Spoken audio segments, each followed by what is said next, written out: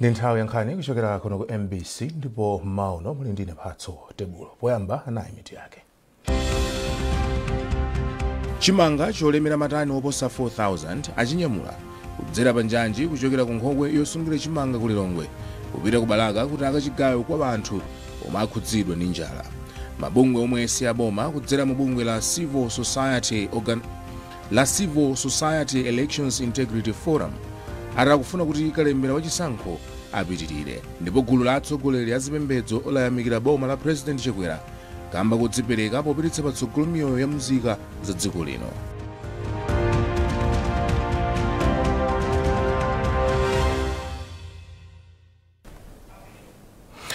Tsopano nazi nkhanizi mwatsatanetsatane. Chimanga cholemera matani 4,000 achinyamula kudzera panjanji kuchokera ku nkhokwe yosungira chimanga ku Lilongwe kupita ku Balaka kuti akachigawe kwa anthu omwe akhudzidwa ndi njala mchigawocho.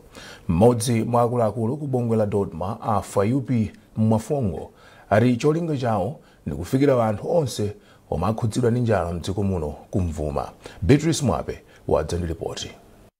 Poyankhula pomwe amalongedza matumba achimanga chomwe achigawe m'maboma mchigawo chakuvuma, mmodzi mwa akuluakulu ku nthambi ya Dodma a Fayupi Mwafongo ati mwa matani 4,000 omwe agawewa 2,500 awatumiza kale kumalo osungira chimanga ku Liwonde.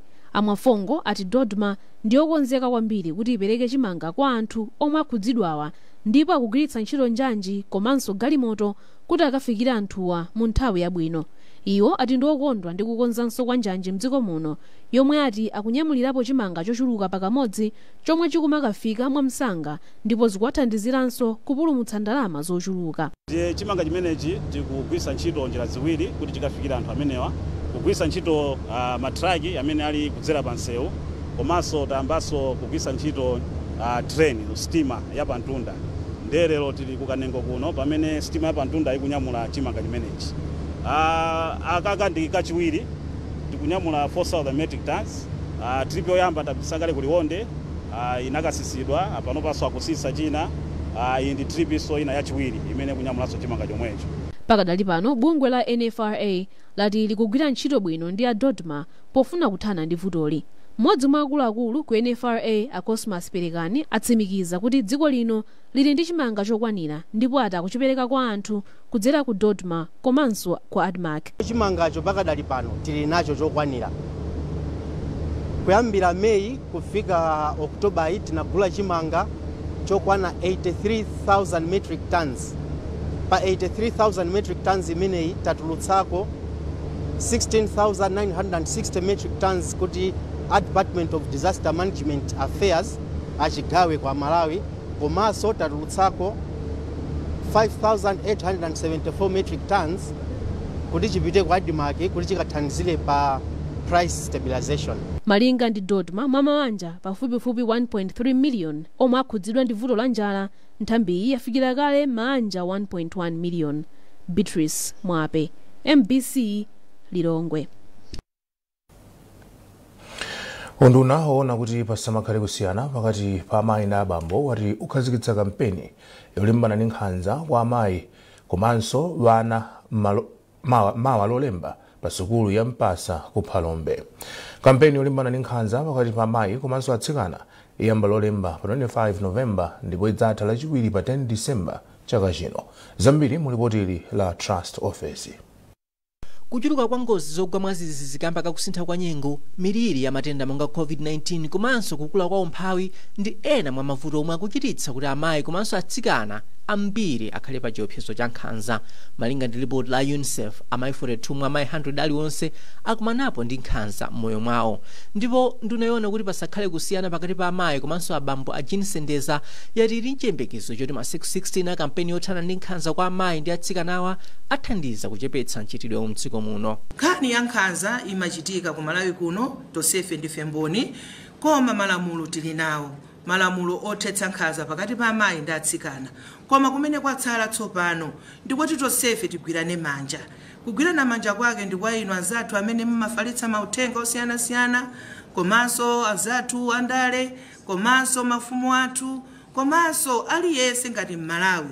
Mmodzi mwa akuluakulu ku bungwe la World Vision Alitsi Lombe wati bungwe lawo lipitirira kutukula amayi pachuma ngati njira imodzi yothandizira kuti akhale ozidalira. Alombe apemphanso mabwalo a milandu mdziko muno kuti azichita machawi popereka zigamulo ngati njira imodzi yothandizira kuti anthu ena apewe kuchitira nkhanza amayi komanso atsikana. Amvetsetse ndi kuzindikira nkhani za gender based violence komanso kufunikira kwakuti amene akukhala involved mu nkhani zimenezi alandire chilango choyenerera ndi cholinga chokuti anthu ena akaonapo atengere phunziro asapitirire kuchita nkhanza zimenezi. Dziko la Malawi lidayamba kukumbukira masiku 16 olimbana ndi nkhanza pakati pa amayi komanso atsikana kuyambira pa 25 Novemba mchaka cha 2017. Trust Office, MBC, Lilongwe. Mtsogoleri wakale wa dziko lino Dr. Joyce Banda tsopano ndi mmodzi mwa atsogoleri omwe ali mugulu lolimbana ndi kusintha kwa nyengo kudzera ku msonkhano olimbana ndi kusintha kwa nyengo wa COP29. Iwo awasankha kutsatira zokambirana zomwe zinachitika ku msonkhano okambirana za kusintha kwa nyengo ku Abidjan kudzera mbungwe la makamaka kudzera mbungwe lomwe amatsogolera. Iwo akufotokoza zambiri. Mutu wa msonkhano wa kubaku chaka chino unali onena kuti pachizungunene kuti climate financing kodi zikuyenda sizikuyenda kuti ndalama akupereka ku mayiko ongotukuka kumene ndalamazi kuti apangire chitukuko.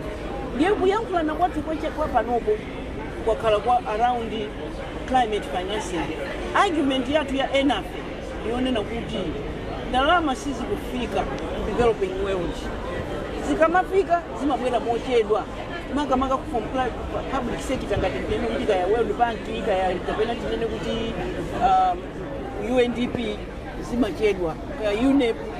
Ndiye panopo ideyo ndikuchita advocate kuti maiko ambiri azichita focus private sector chifukwa 200 trillion zili ku private sector komanso private sector ndi amene amayambisa kusintha kwa nyengo.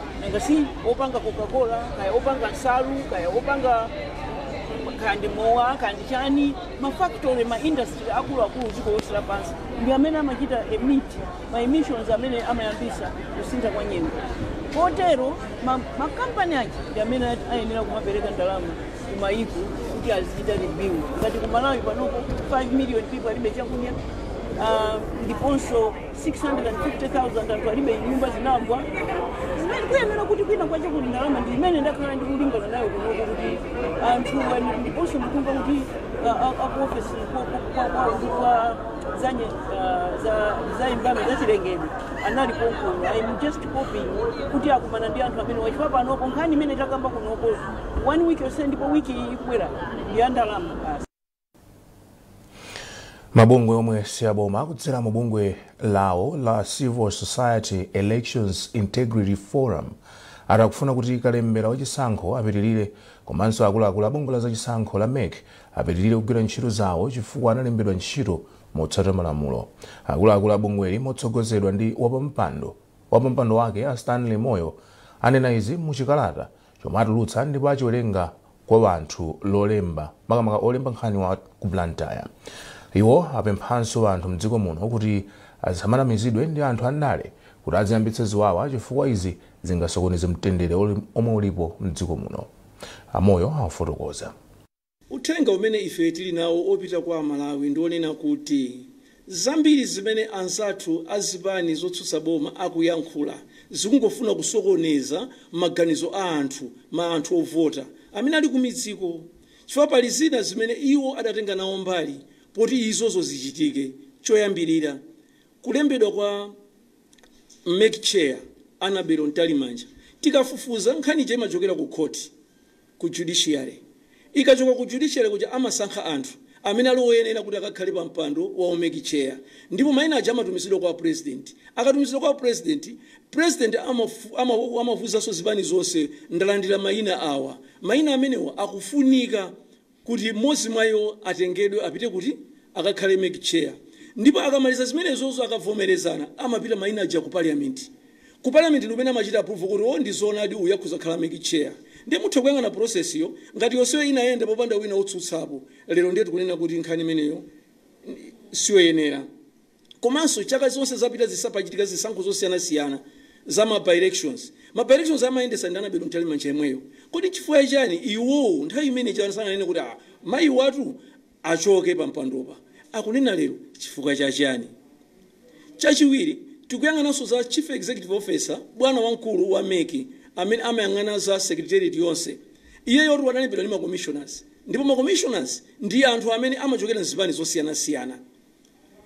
Anachita proof ndikunena kuti akakhale pampando. Lero anthu gulu lomwelo likunena kuti amene achoke ndi osayenera ifoti akukhudzana ndi chipani china. Zimene zili kuti ayi.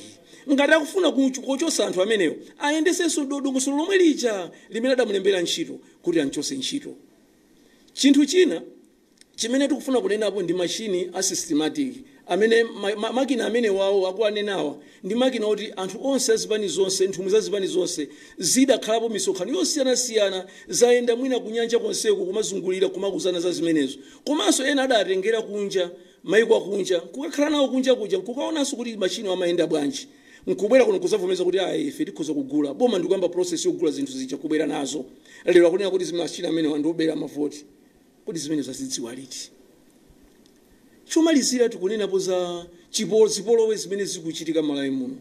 Zakhala zikuchitika zipolowe zosiyanasiyana. Komanso ena aluzapo miyoyo yawo zifuka za ndale. Ife tikunena kuti ayi Malawi ndi mmodzi. Southern region, Central region, Eastern region, Northern region, ife tonse ndife Malawi. Chipani chilichonse chili ndi ufulu wakapanga nsonkhano kwina kulikonse Malawi muno popanda kuopsezedwa, popanda kuyimisidwa, popandanso kutera kuti apatipanga motani apite akapange nsonkhano. Akatswiri ogwira ntchito za internet awalimbikitsa kukhala ndi chidwi choyika ndalama zochuluka pa ntchito yolimbana ndi umbanda wa pa internet ngati njira imodzi yothandizira kuti dziko la Malawi lipindule ndi ntchito za internet. Nthumwi ya bungwe la United Nations Development Program UNDP kuno ku Malawi Afenela Frost anena izi kumangochi pamene amatsekulira msonkhano waukulu wapachaka wa bungwe la akatswiri a ntchito za internet mdziko muno la ICT Association of Malawi. Owen Mavula ali ndi zambiri. Akatswiri ogwira ntchito za internet ochokera ku nthambi zosiyanasiyana pansi pa bungwe la ICT Association of Malawi akumana mboma la Mangochi pa msonkhano wawo wapachaka omwe palinso mabungwe omwe amathandiza dziko la Malawi pa ntchito za chitukuko. Mwazina akatswiriwa akuti akuunika nkhani zokhudza momwe dziko la Malawi lachitira polimbikitsa ntchito za internet zomwe ndi zofunika kwambiri pa chitukuko cha dziko lino. Polankhula pamwambo otsegulira msonkhanowu, nthumwi ya bungwe la UNDP kuno ku Malawi Afenela Frost ati zokambirana zotere ndi zofunikira kwambiri ndipo apempha akatswiri okhudzidwa ndi ntchito za internet kuti ayime kwambiri pa mfundo yolimbikitsa kufikitsa ntchito za internet madera akumidzi. Kuonjezera apo ati ntchito za internet zingapite patsogolo kwambiri ngati adindo angakhwimitsenso malamulo okhudza kuthetsa mchitidwe wa umbava wa pa internet komanso kuti alimbikitse kuteteza ndondomeko zonse zothandizira kufalitsa uthenga kudzera mu ndondomeko za makono. President wa bungwe la ICT Association of Malawi Clarence Gama ati bungweli likugwirizana kwathunthu ndi zomwe yanena nthumwi ponena kuti izi ndi zina mwa nkhani zikuluzikulu zomwe akuunika. Sitinafikepo kuyika chitetezo chokwanira kuti nkhani za cyber security zichepe.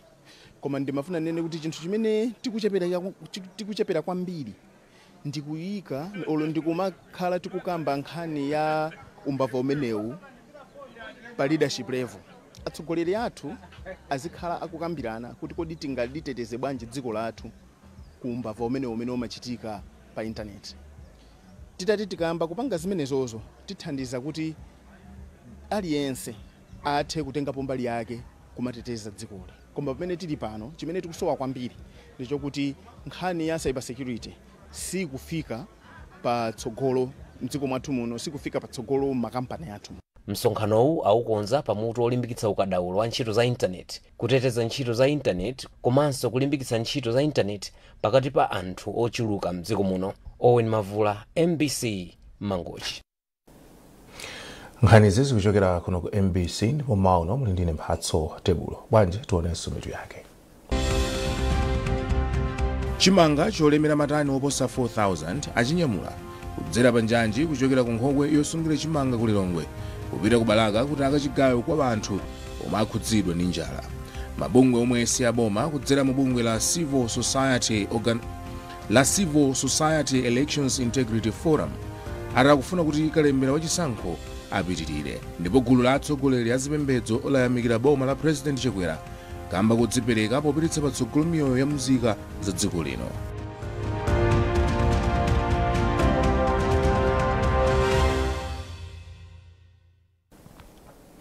Takulandilaninso. Kodi munayamba mwaganizirapo za ubwino wa ziyankhulo zosiyanasiyana m'misika mdziko muno? Mulipoti lathu lapadera msabatayi mtolankhani wathu Jackson Sijali akufotokoza zambiri momwe ziyankhulo zosiyanasiyana zathandizira kutukula misika ya mzinda wa Mzuzu. Iye akuonikanso momwe izi zikuthandizira kusintha miyoyo ya anthu ochita malonda ochokera ku madera osiyanasiyana mdziko muno.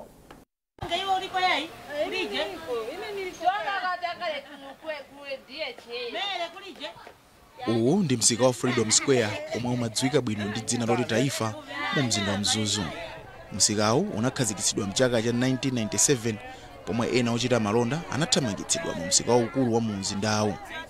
Pano msika wa Freedom Square ndi umodzi mwa misika yodalirika mu mzinda wa Mzuzu omwe ukuthandizira kwambiri pa ntchito yotukula anthu omwe akuchita mabizinesi ang'onoang'ono komanso kupititsa patsogolo ntchito zachuma mu mzindawu. Msikawu uli ndi anthu ochokera ku madera osiyanasiyana omwe amachita malonda, ndipo anthuwa amayankhula ziyankhulo zosiyanasiyana. Zina mwa ziyankhulozi ndi monga Chitumbuka, Kiswahili, Yawo, Sena, Lomwe, Kiangonde komanso Lambia. Tisindire chino kwa ajetu. Funso nkumati kodi kusiyana kwa ziyankhuloko ndikofunika bwanji?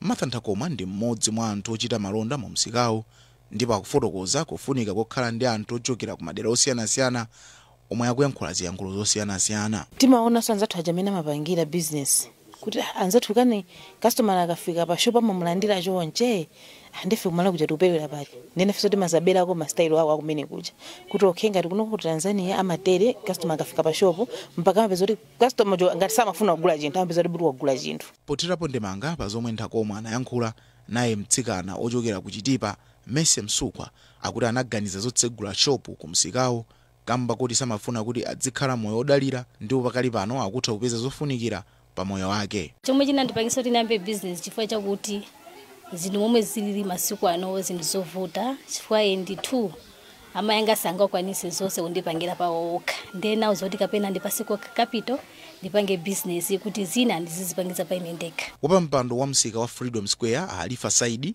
omwe amachokera ku Mangochi ati kukhala ndi ziyankhulo zosiyanasiyana zimawathandizira kuti athe kuyankhula ndi ogula mu chiyankhulo china chilichonse popanda vuto lina lililonse. Tikatengera ngati kumbali ya ziyankhulozi ndi chinthu choti chimathandizira ndithu kwambiri kumbali ya business chifukwa choti timavana chinthu chochita chimene customer akuyankhula nawo somatha kumuva mpaka namathandizana mpaka napeze chinthu chimene chiti chofunikiracho. Msika wa Freedom Square sikuti umangopindula anthu ochita malonda okha ku msikawo, kamba kuti konsolo ya mzinda wa Mzuzu imadaliranso msika omwewo potenga misonkho yomwe konsoloyi imatha kugwiritsira ntchito yochitira zina mwa zitukuko za mzinda wa Mzuzu.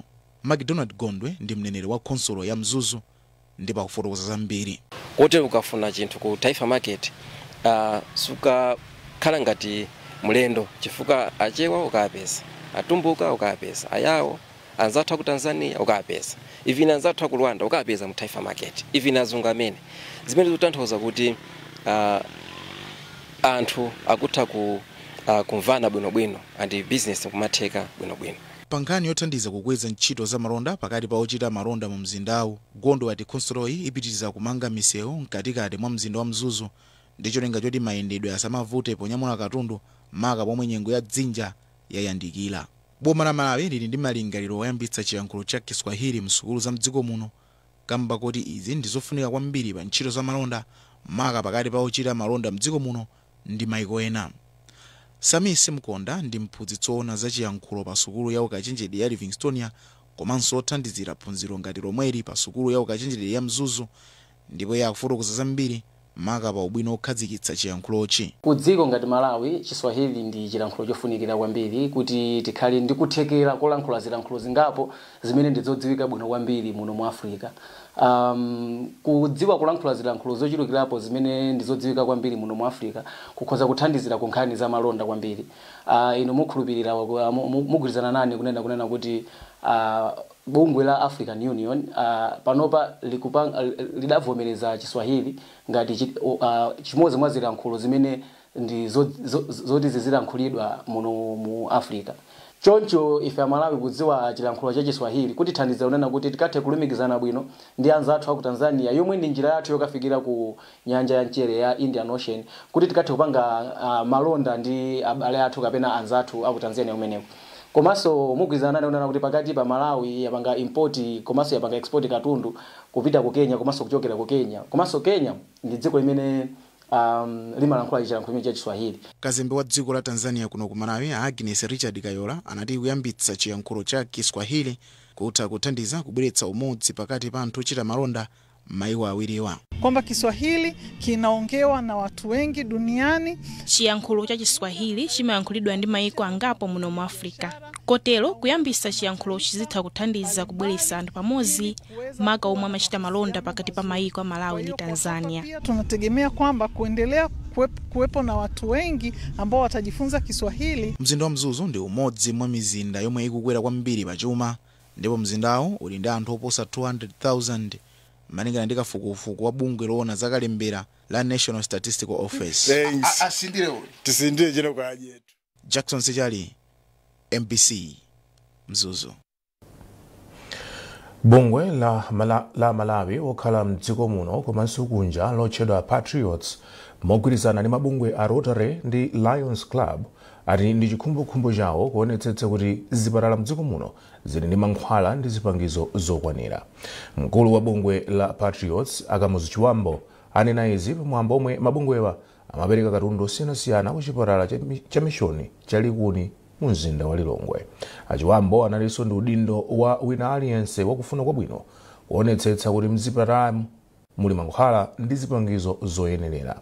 Abdurrahim Kamwana walemba ripoti ili.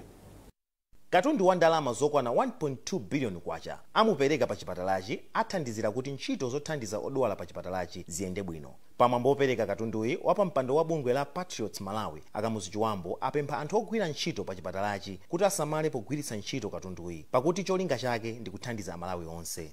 Ife utenga wathu ndi umodzi. Choyamba anzathu ogwira mzipatala takonde Malawi anzathu. Taganizire ndipo tikufuna tikunenesa moyera kuti poyera kuti upasa apezeke wina akutenga katundu amene kumpidisa ku private kapena kwina kulikonse katundu amene agwire ntchito pompano.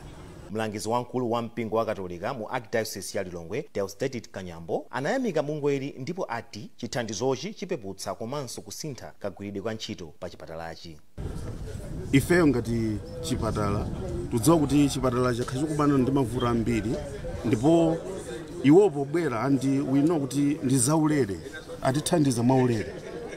Nde pobwera kuno tuona kuti pamene panali mwina popereredwa ndio tithandizidwa kwambiri chifukwa kuti malomoti mwina mwake mapatienti pamene pamasokera mwina anthu asalala ndi chithandizo koma tsopano anthu alandira chithandizo chifukwa cha zimene atithandiza. Katunduyi wachoka kwa Amalawi omwe akukhala mdziko la America kudzera mu ntchito yawo yotchedwa Project Cure.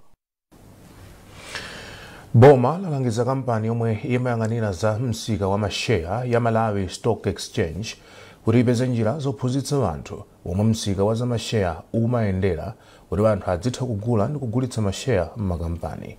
Nduna ya zokopa alendo Mai Vera Kamtukule ndomwe anapereka langizoli pamwambo omwe kampani ya Blantyre Hotels Limited yomwe ikumanga hotela ina ku Lilongwe imaonetsa momwe anthu angagulire masheya mu kampani. Chisomo Break wafika ndi zambiri mu ripoti ili.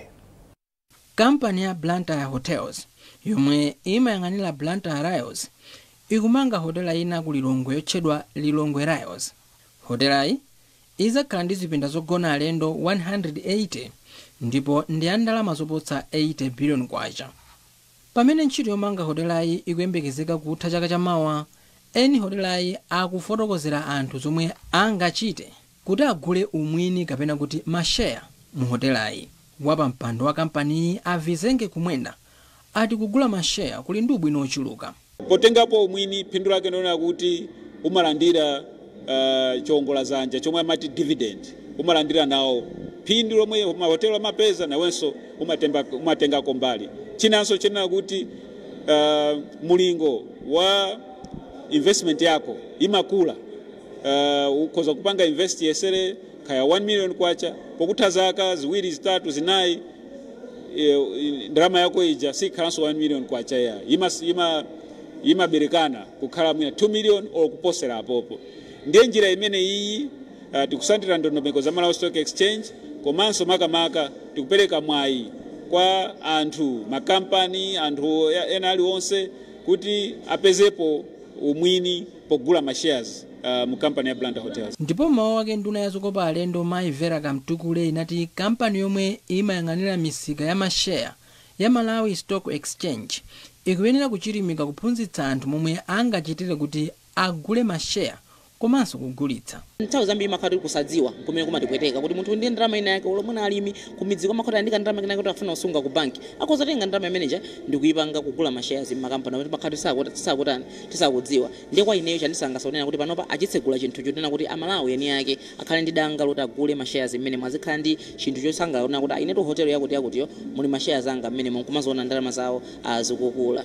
Kampani yodziwika bwino pa dziko lonse ya Protea Marriott ndi yomwe izizayendetsa hotelayi ndipo izizatchedwa kuti Lilongwe Rayos Hotel.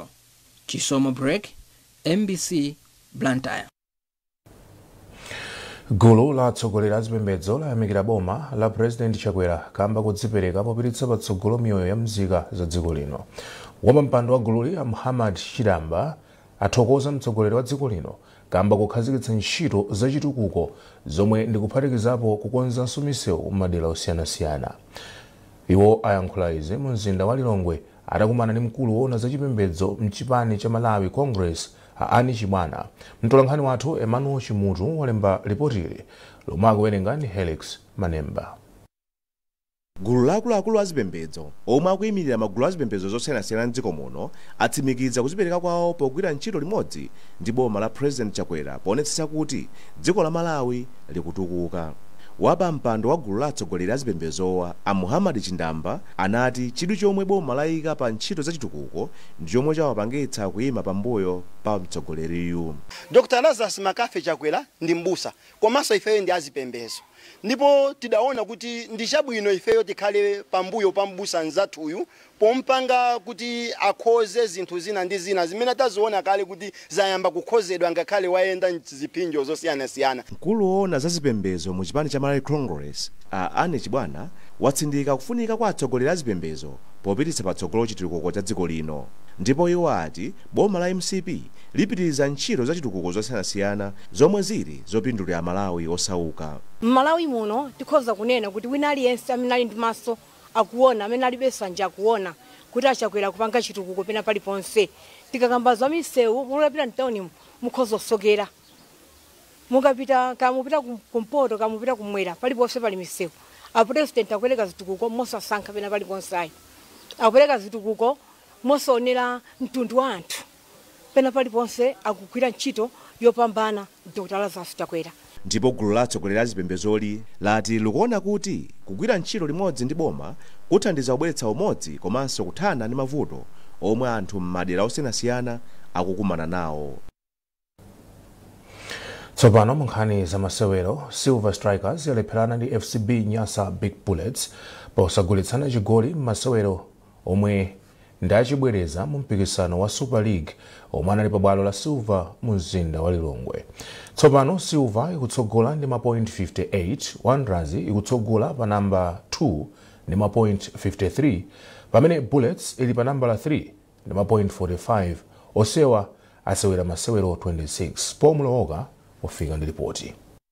Matimu onse anaoneka kuti anayamba ndi cholinga chofuna kupambana kamba kuti onse amagogoda kugola anzawo koma timu ya FCB Nyasa Big Bullets ndiyomwe inapita kwambiri kugola anzawo, pomwe timu ya Silver Strikers ndiyomwe imakhalisa ndi mpira. Ngakhale mphunzitsi wa timu ya Silver Strikers Peter Mponda anayesetsa kuonjezera mphamvu potulutsa chimwemwe idana kulowesa Levson Maganizo, sizinathandize kwenikweni poti Levson Maganizo anangosewera mphindi zosaposera 10 asanatulusidwe, pomwe Mponda analowesa Paul Kansungwi pamalo pake. Mbali inayi mphunzitsi wa timu ya FCB Nyasa Big Bullets Kalisto Pasua anayesetsa kuonjezera anyamata omwesa zigoli komanso otchinga monga Ephraim Kondowe, Isaac Salima komanso Ongani Lungu, zomwe sizinathandizenso kwenikweni kuti timu iyi ipeze chigoli, kamba kuti otchinga pa golo la Silver Strikers George Chikooka anali tcheru pa golo la Silver kukaniza nyamata monga Babatunda Adepoju kuti asagolese chigoli chilichonse. Pa mphindi 90 Yankho Singo anapasidwa red card kamba kofikira mosakhala bwino Paul Kansungwi, koma izi sizinathandize timu ya Silver Strikers kuti ipeze chigoli kamba kuti nthawi inali itatha kale. Pakutha pa masewerowa George Chikooka anasankhidwa kukhala osewera yemwe anasewera bwino kwambiri kuposa anzake kamba kochosa mipira yoopsa yomwe anyamata Nyasa Big Bullets amavumbulusa.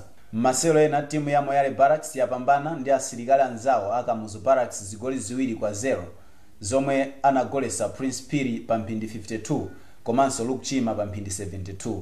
Kupambanaku kwathandiza anyamata Moyale Barracks kukwera pa mndandanda wa matimu league ya TNM, ndipo pano ali pa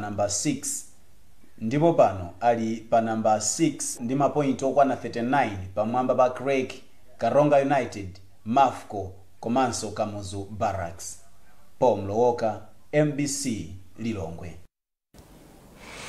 Ninkhani meneyo tafika pa mtsiriziro pa nkhani zathu mauno, koma tisanasiyane nayinso mitu yake. Chimanga cholemera matani oposa 4,000 achinyamula kudzera pa njanji kuchokera ku nkhokwe yosungira chimanga ku Lilongwe kupita ku Balaka kuti akachigawe kwa anthu omwe akhudzidwa ndi njala. Mabungwe omwe siyaboma kudzera mu bungwe la Civil Society Elections Integrity Forum akufuna kuti kalembera wachisankho apitirire, ndipo gulu la atsogoleri azipembedzo olayamikira boma la President Chakwera kamba kudzipereka popititsa patsogolo miyoyo ya muzika za dziko lino.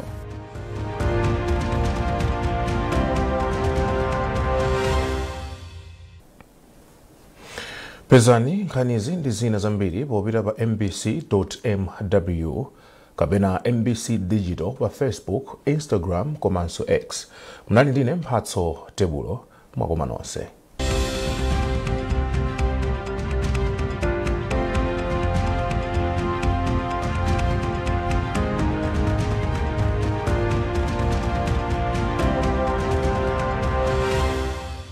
Coming up.